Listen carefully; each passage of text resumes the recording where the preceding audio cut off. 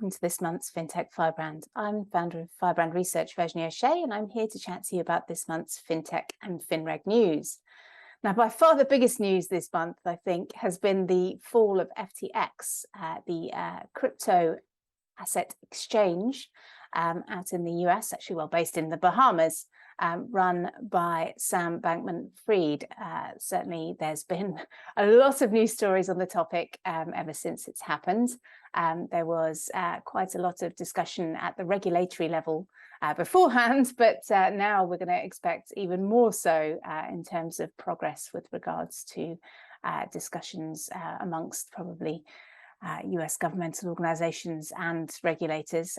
There's been a bit of a slowdown overall in crypto FinReg over the last month or so, largely because of the US midterms. So we anticipated that progress was going to be a bit slow till the end of the year. But given that we've seen some significant financial institutions and including a large pension fund, a Canadian pension fund, also involved in FTX as an investor, certainly there are big ramifications for the institutional world.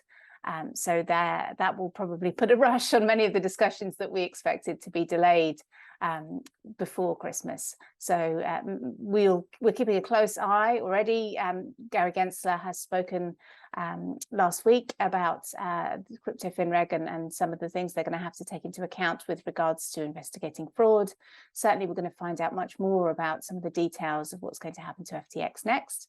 And the proposal that FTX had put forward with regards to direct clearing certainly is off the table. The LedgerX application has been rescinded, the CFTC has told us. So certainly we've seen much more activity already. And we'll also see, I guess, from the criminal proceedings following all of this stuff. One can expect that there's going to be many more ramifications for other large exchanges with regards to risk management practices and the use of client assets being a big contentious issue with regards to FTX. So certainly expect much more progress going forward on that. Another sort of relatively significant development this month in the capital markets, specifically speaking, was the announcement that trading activity has largely moved away from London and Paris is now taken over as the capital markets trading hub for Europe. So certainly this is something that we did expect post-Brexit, given the push of many of the euro-denominated activities over to EU regulated markets. So certainly we've seen many moves away from London in certain markets. We saw the Bank for International Settlements statistics this month that confirmed that FX and derivatives activities are also moving to other hubs, including those in Asia and the US, as well as some of the key European markets like Paris and Amsterdam and Frankfurt. So many more things to be done, I guess, from the US regulatory, UK regulatory standpoint. So expect that to become a priority post-Brexit. Certainly, there's been a lot of discussion by the UK government about how to attract more business here. Certainly, there's been discussions about tax statuses and things like that. Of course, if you deregulate this market, it will actually could cause more harm than good. But originally there was some discussion about UK becoming a crypto hub. Not sure where the status of that is, given what's been happening in the markets, given we may be entering the from the crypto winter to the crypto ice age over the next couple of months. So let's see. Now, there's also been some interesting discussions about the technology underlying cryptocurrencies this month. Earlier in the month, one of the CFTC commissioners was talking about the topic of cybersecurity as it relates to cryptocurrency, and noted that more than $2 billion have been stolen this year alone with regards to cyber attacks on the blockchain and different crypto exchanges. And the CEO of Binance, whose platform actually suffered a $570 million hack last month, noted on a CNBC interview that blockchain can cause problems when there's bugs that can result in large losses. Now, certainly this is something that regulators are taking very seriously, as is the market. So certainly there'll be much more discussion about the security of this technology going forward, especially as there are so many public and private efforts going on across the industry to build distributed ledger systems on the blockchain. Obviously, you don't always have to have a distributed system that is on the blockchain. You can have, they are separate things. So certainly we will see whether there'll be more of a push towards decentralization versus putting things onto the blockchain as part of that. But certainly we can expect, given the Digital Operational Resilience Act in Europe and many of the discussions about operational resilience in the US, this is going to be a hot topic for some time to come. And no surprise, over the last few months, I've been at lots of different European events. The topic of T+1 in Europe has been popular. I think I touched on it in my last episode. Certainly, it was all the rage as a discussion topic at Sibos. Certainly more discussions along those lines over the last couple of weeks.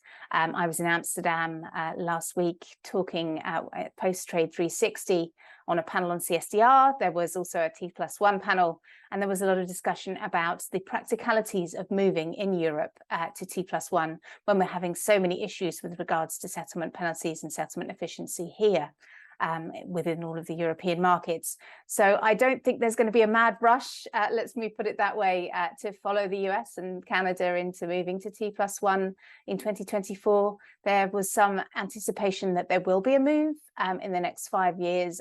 There'll certainly be discussions about it from the European authorities. We expect ESMA will take a position as well alongside the European Commission.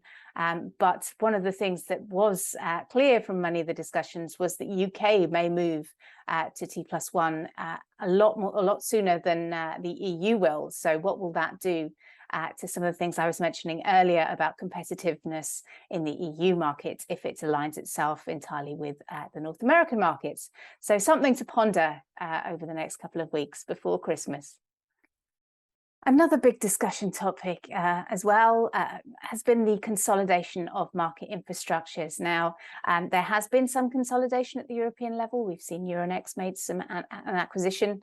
We've also seen SIX making an acquisition over the last couple of years. So certainly that is a hot topic going forward. And to give you a little preview ahead of our post-trade predictions for next year, certainly expect the M&A within the financial market infrastructure realm to continue, particularly given that we have so many different smaller CSDs and CCPs across Europe in particular. So keep your eye on that space going forward.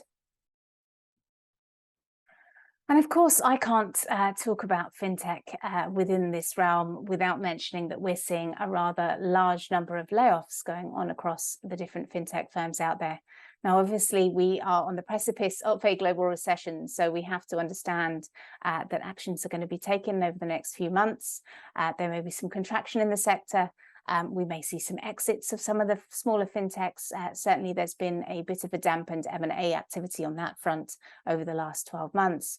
So it will be interesting to see as we go into 2023 what the outlook for the market is. And some of the actions that we're going to see taken by central banks to try and bolster the economies, particularly with regards to breaks for smaller fintechs, hopefully, and some of the activities that regulators will engage in with a view to making their markets more competitive from the fintech front. So hopefully it's not all doom and gloom, but certainly we are seeing a lot of challenging times, especially for some of those smaller fintechs out there.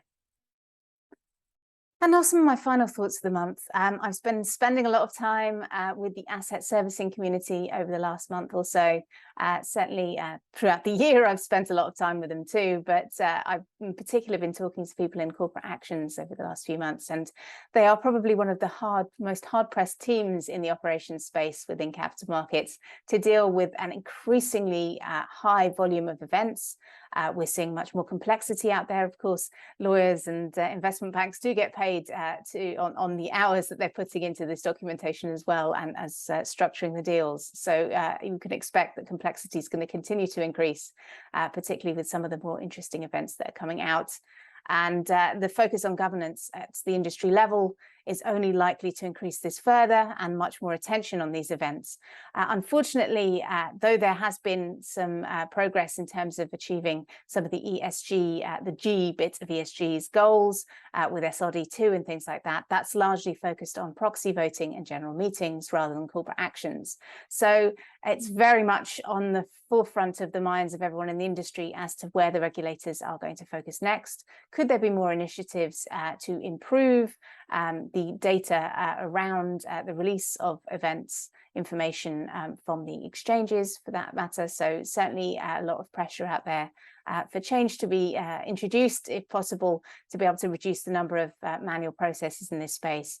Automation can go some way towards it, obviously, but that's in the latter stages. Some of the problems are caused at the event creation phase of the industry's process. So certainly some food for thought for regulators and anyone else listening that might be interested in tackling this rather thorny process overall within the fintech realm.